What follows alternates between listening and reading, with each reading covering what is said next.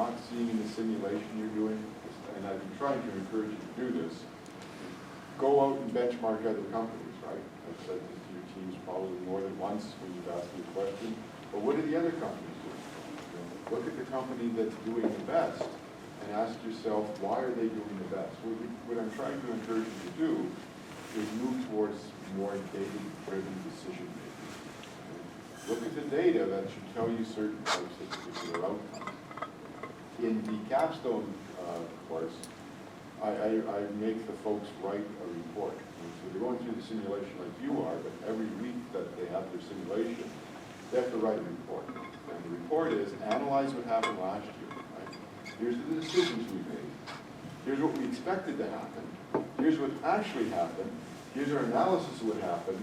And all of that has to be data-driven. Which, if we had an MIS function in our companies, they're helping provide this data. They may not be generating the data, but they're helping organize and compile it and deliver it so that we can have data-driven types of decisions going on, right? Which is where, eventually that's what we want to get to when you get to your fourth year, when you start running the simulations. It isn't, what do you think we should do? It's, we should be doing the following things because it has to be data-driven types of things.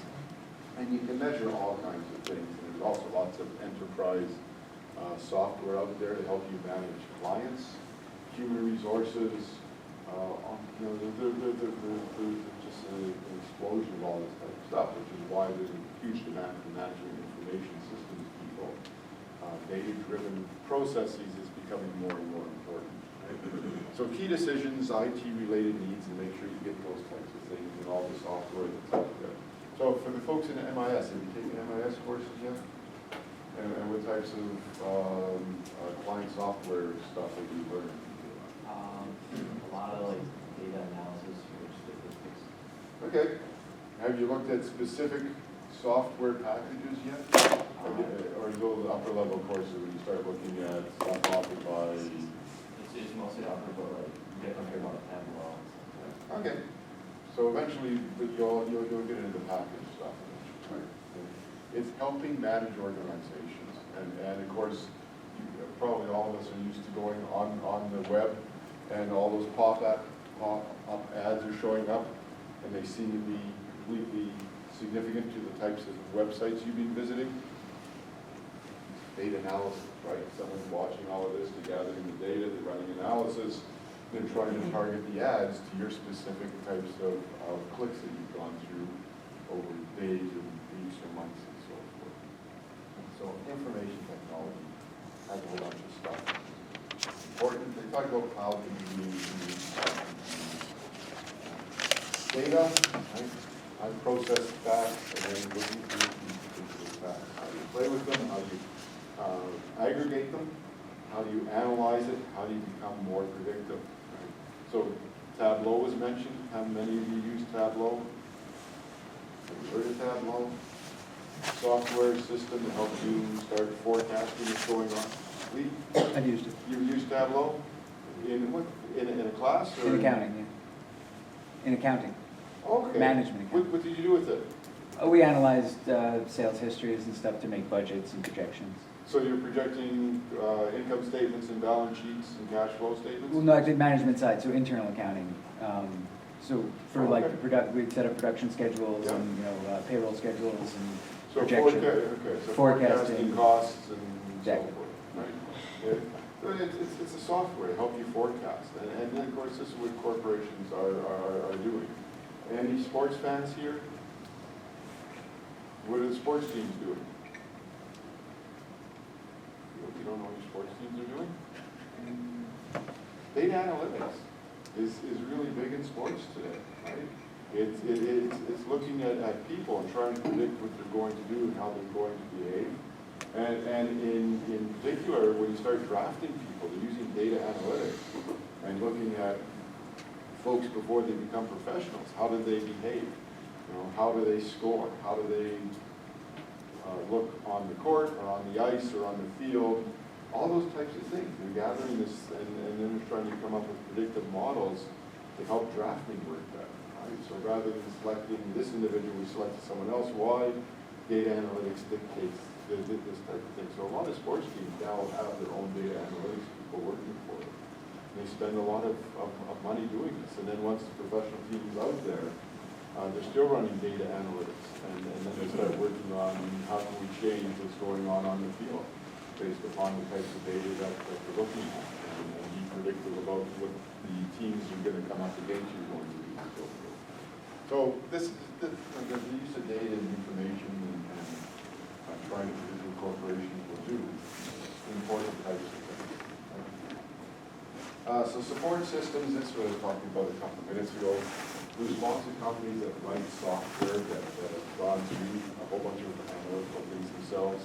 They're trying to come up with something that's packaged. Yes, they will customize it to the business, but they can sell you a customer management system, right? Where you're putting in customer data. The analytics is built in. They're trying to simplify things to make it more applicable, so you don't have to be an expert. You only have to be able to use this type of stuff. But there are lots of organizations who are trying to manage customers, manage employees, and manage processes all through data analysis. And particularly if you can forecast what's going to go on. Data mining, statistical, mathematical techniques, analyze data, hidden patterns.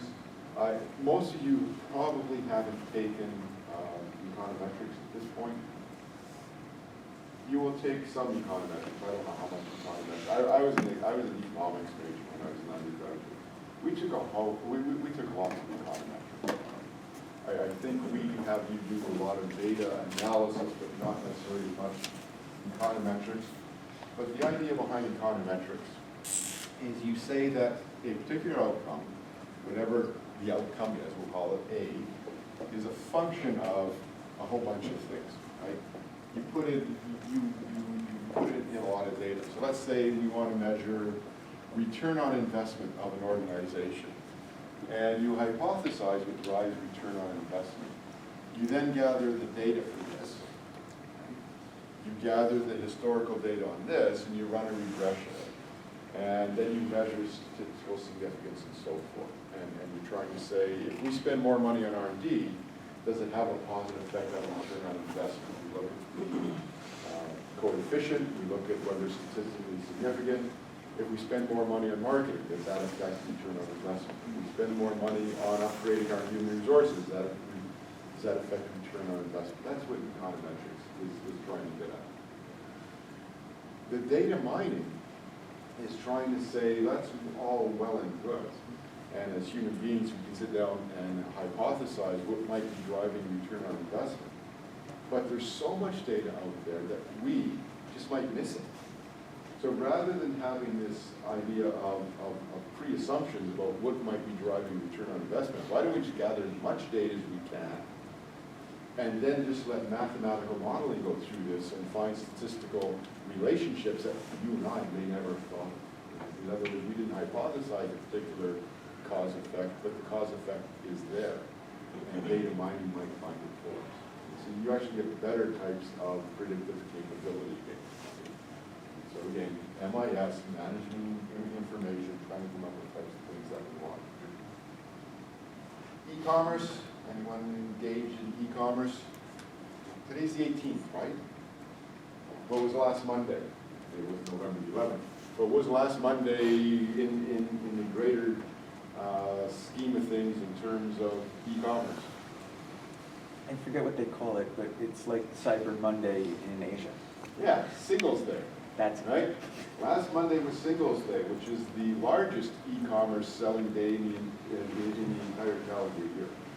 It's much larger volume than Cyber Monday is in the United States.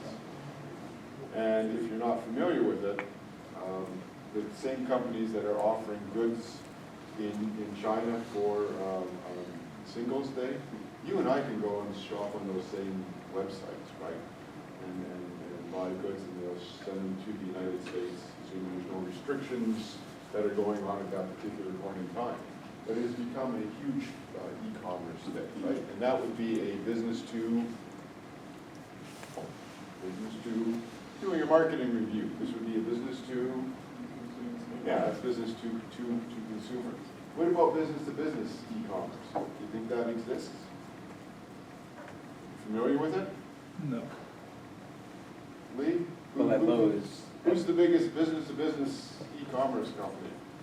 You know? is it Staples? Alibaba. Oh, is it?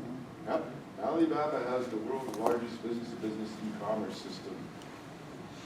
If you're running a business, remember Richard was in here talking about running a business, right? And you have an idea to start up.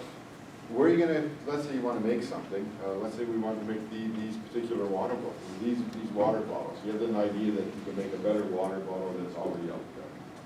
Where are you gonna get the plastic from? Is this metal on that? I think.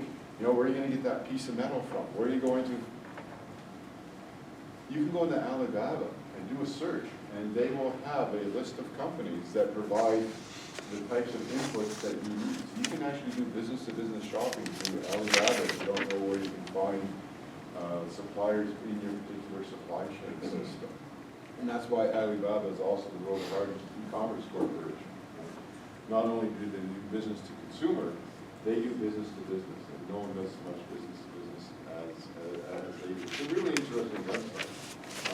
Go in and look at their business to business and put in something like polycarbonate sheets or whatever, and there'll be a whole list of corporations worldwide that make polycarbonate sheets, and they will gladly sell them to another business.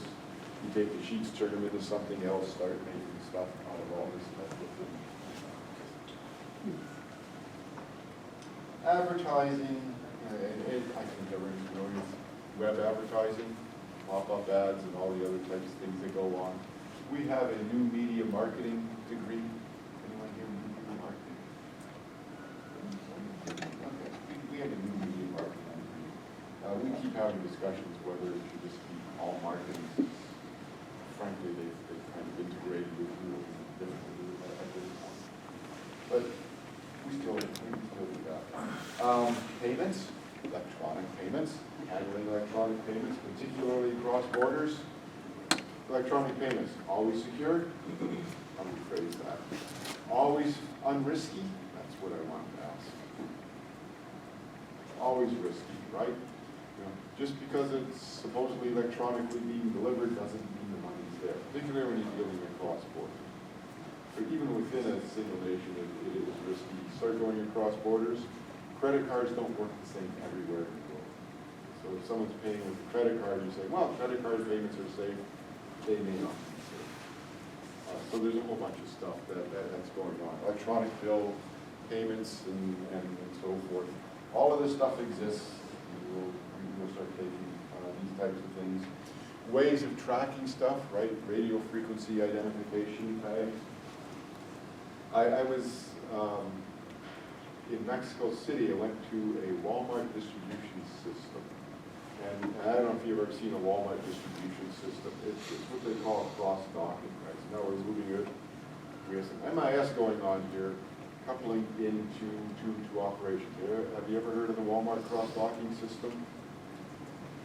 Well, the way Walmart historically operates is they have a whole series of stores, right? And what they want to do is restock the stores. And one of the things that they want to do is restock the stores as frequently as they can, which minimizes the amount of inventory that you're carrying. You want stuff restocked. So the way that Walmart historically works is they have cross-docking. This is owned by Walmart. The vendors' trucks, these tractor trailers, back up to a whole series of doors. This is the vendors, the suppliers, the Walmart. These trucks get unloaded. In the center, there is a sorting system. And so this truck could come in, say, from Procter & Gamble, and it's an entire truck of Procter & Gamble's products. But those products are intended to go to 40 or 50 different Walmart stores. So they load them all in one truck. It gets unloaded, it goes into the sorting system, and each one of these little, and there's a whole bunch of little bays in here, and each one of those bays represents one Walmart store. So all of the stuff from Procter & Gamble gets unloaded, and then it gets reloaded according to every single store that it's going to go to. And not only do they take all of, say, Procter & Gamble stuff, they take all of the stuff that's coming in from Levi's and every other vendor that Walmart has. They put these on the pallets, they shrink wrap the pallets, and then these pallets go to, there's a whole series of doors here for trucks to back up to. Each one of these trucks is specific to a store. So when it goes to the store, it's unloading goods from all of the vendors who do delivery stuff. They try to make deliveries in Mexico City. The intent was to deliver to every business at least once every 3 days, preferably every second day, is what they're trying to do, okay? What you need, though, for this to work well is a way to track all this stuff, right? Radio frequency identification tags, electronically read, tells you where it's going. And when we were there, we were asking the folks, how is this cross-docking system? This was the second largest cross-docking system they had in the entire world. The largest one was in Arkansas. We said, how's this different than the one in the United States? And they said, the only difference is, here we use humans to sort. In the United States, we're using machines, because machines are less expensive than humans are in the United States. But regardless, everything was read and prepackaged. The vendors had to identify where every single good coming off the truck was going to help Walmart repackage it onto every truck it had to go to get it delivered. And the reason I'm telling you this is why Walmart is so efficient. Everyone knows they run a cross-docking system. What do you think? Do you remember Kmart? Do you think Kmart looked at what Walmart was doing? Do you think they tried to replicate it? But they weren't successful. Walmart's very successful at doing this, right? So their information systems must work a little better. The way they train people to use them must work a little better. Efficiencies they eke out have to be a little better with profit margins a little bit larger. What do you do when you have larger profit margins? You reinvest that into making your company better and drive Walmart, drive a Kmart out of business eventually, right? And so the whole cross-docking system, and I'm not sure that they're originators of it, but they certainly somewhat perfected the whole system. You know of any markets in the world where Walmart has not been successful? There's a whole list of them. Yeah, Germany. Walmart went into Germany. They spent about $4 billion or so getting into Germany. At the end of the day, they never made a penny. And eventually they exited the German market. One of the reasons why, they tried to implement the cross-docking system, and they didn't have enough stores to make it work well. So they never got economies of scale. Their cost structure was too high, and they couldn't compete with the German competitors who already had low cost of living. So they just didn't succeed particularly well in the German marketplace. Despite having some pretty interesting technology and ways of competing, they just ran into competitors. All right? Okay, I see you were packing up. Hoping that it's probably going to go to 9:52. You were patient, huh? Okay, so Wednesday, there's not much left in this chapter. In a few minutes, we'll finish it up, and then we're going to begin the chapter on operation. Okay? If you have questions, stop by. Oh, it's coffee hour today. If anyone wants to go for coffee hour. Yep.